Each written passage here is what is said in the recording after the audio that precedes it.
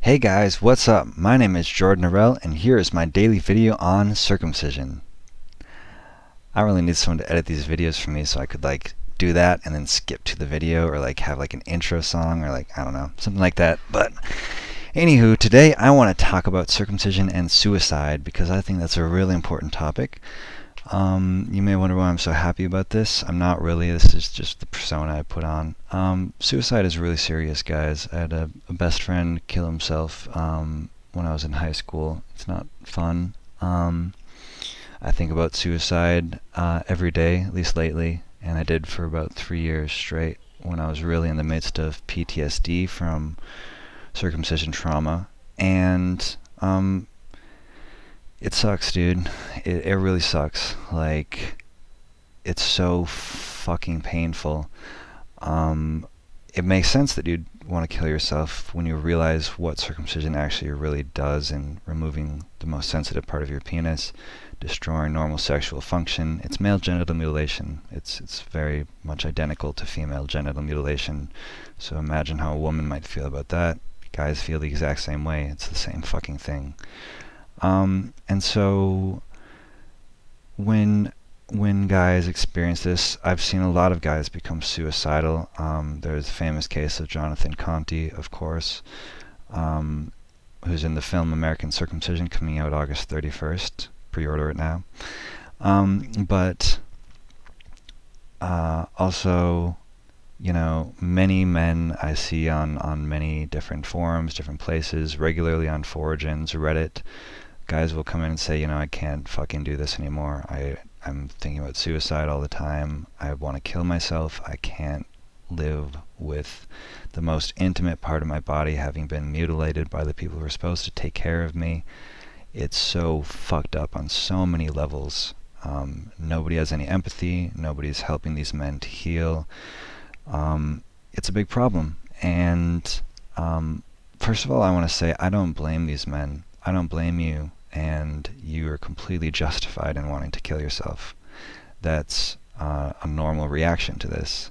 I don't really get the men who, well, actually I do get the men who repress it and say, no, it's fine. I'm glad someone cut off part of my penis, half the fucking skin on my penis, most of the nerve endings.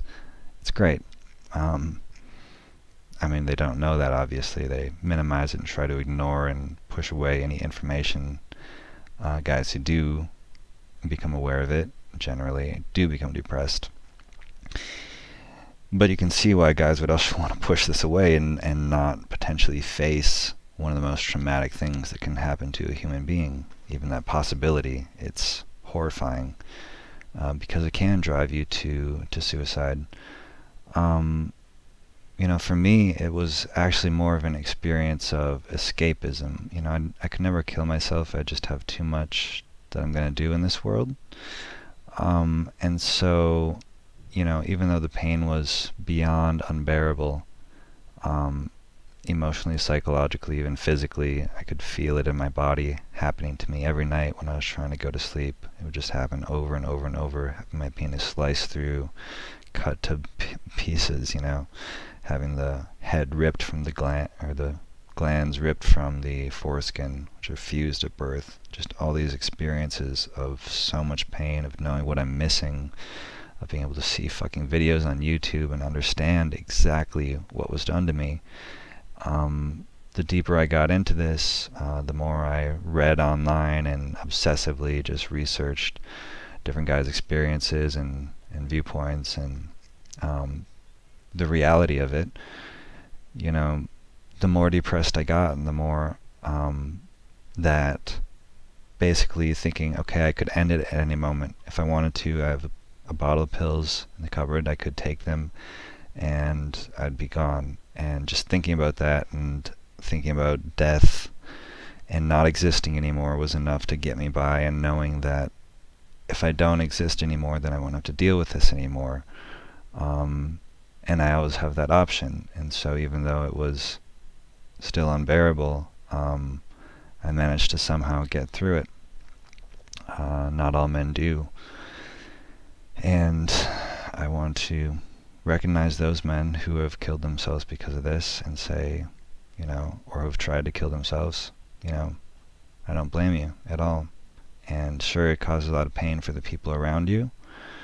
But you know what? Honestly, I don't think it's nearly as bad as the pain from circumcision trauma. If you're to the point where you're ready to kill yourself, maybe they shouldn't have fucking cut part of your dick off. Sorry, Mom and Dad. I mean, I know that's a little bit morbid, but you know what? It's the truth. It's the truth. It's not worth it for some men to go on living like this without knowing that there's a way out. And so I really don't blame those men for taking their own lives. If I wouldn't have found a way out, or if I wouldn't have known there was a way out, or had the self-efficacy to know that I can overcome this, I probably would have been one of those men. And so what's most important on this issue is you don't have to kill yourself to feel better, to stop feeling what you're feeling. I'm creating a trauma healing program. It's on one of my playlists, and you can go through all the exercises, do the exercises every day. If you do that, I can almost promise you will not feel as shitty as you do. I still have suicidal thoughts, as I said, daily lately.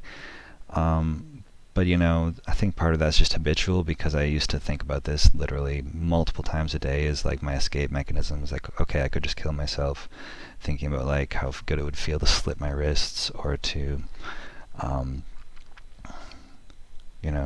do what I do and black out. And just thinking about that repeatedly kind of put that pattern in my brain. Although right now, to be honest, I'm actually relatively happy in my life and don't think about circumcision that much, because I do these healing things every single day, and because of that I'm actually really happy, and ultimately see circumcision as something that's been good for me. As blasphemous as I know that sounds, not good for me physically. It certainly has damaged my body, maybe beyond repair, we'll see. Foragen is another reason you can have hope. It's very possible, I think actually inevitable, that they will regenerate the human foreskin and have that procedure available for men within the next, 5 to 10 years. You can also restore your foreskin, of course, and get a lot of the feeling back. But even so, this is one of the most serious traumas that you can experience, and especially seeing, I don't think I mentioned, but seeing videos of it online can really contribute to the trauma. And just, that's part of why I re-experienced it, I think, is because I watched it happening multiple times on YouTube videos. And so I wouldn't really recommend that unless you're on the fence about circumcising. Then by all means, watch till you're as horrified as you need to be. But yeah, healing is possible, and you don't have to end your life. And really, it does hurt the people around you to take your life. And so, again, being someone who's had someone close to me do that, I would beg you not to kill yourself, and to instead just do some trauma work. You can also reach out to me, and I can work with you directly, or I can point you to other trauma resources. But my daily videos are definitely put a lot of work into those, and I know that men have told me they appreciate them. So I hope you will consider that if you are considering suicide. Again, no shame in having those thoughts or those feelings. I do a lot. I think we need to talk about this. We don't need, rather than just pushing it down and saying suicide is not okay, don't think about it, don't anything with it. It's like, well, it's a very real thing for a lot of guys around this issue. And so we need to acknowledge that, and we need to bring solutions to these men. So yeah, that's it for today, guys. What are your thoughts on circumcision and suicide? Have you ever felt suicidal over circumcision? What do you do to deal with it? Love to hear your thoughts. Otherwise, peace out. Talk to y'all tomorrow.